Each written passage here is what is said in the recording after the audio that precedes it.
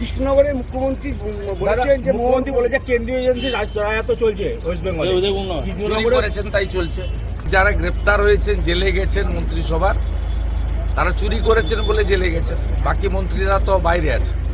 দাদা আজকে তৃণমূল প্রার্থী কীর্তি আয়াদের সামনে দুই তৃণমূল নেতা মারপিট হয়েছে, কি বলবেন?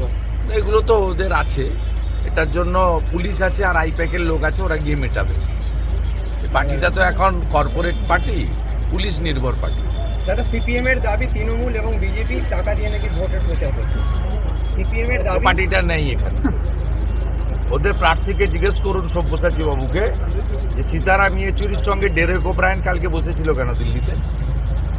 পশ্চিমবাংলার লোককে কি টুপি পরাতে চাইছে না মূর্খ পেয়েছে?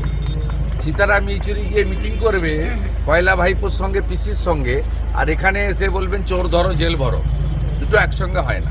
দিদি দাদা মমতা ব্যানার্জি বলেছে যে ইন্ডিয়া জোট আমি তৈরি করেছি, ভোটের পর আমি বুঝে নেবো ইন্ডিয়া জোট কি হবে। ইন্ডিয়া জোট আমি তৈরি করেছি, নাম আমি দিয়েছি, ভোটের পর আমি বুঝে নেবো কিভাবে জোট করতে হবে। ওই ইন্ডিয়া জোট এখন সখাত সলিল তলে, ওর কোনো অস্তিত্বই নেই, শেষ হয়ে গেছে। বিজেপির বিরুদ্ধে আওয়াজ তুলতে গেলে মহার বিরুদ্ধে অভিযোগ, বিজেপির বিরুদ্ধে আওয়াজ তুলতে গেলে মহার বিরুদ্ধে অভিযোগ। উনি যা করেছেন ভালো করেছেন দেখি। উনি তো লোকপালকে আক্রমণ করছেন, লোকপাল তো একটা সাংবিধানিক বডি।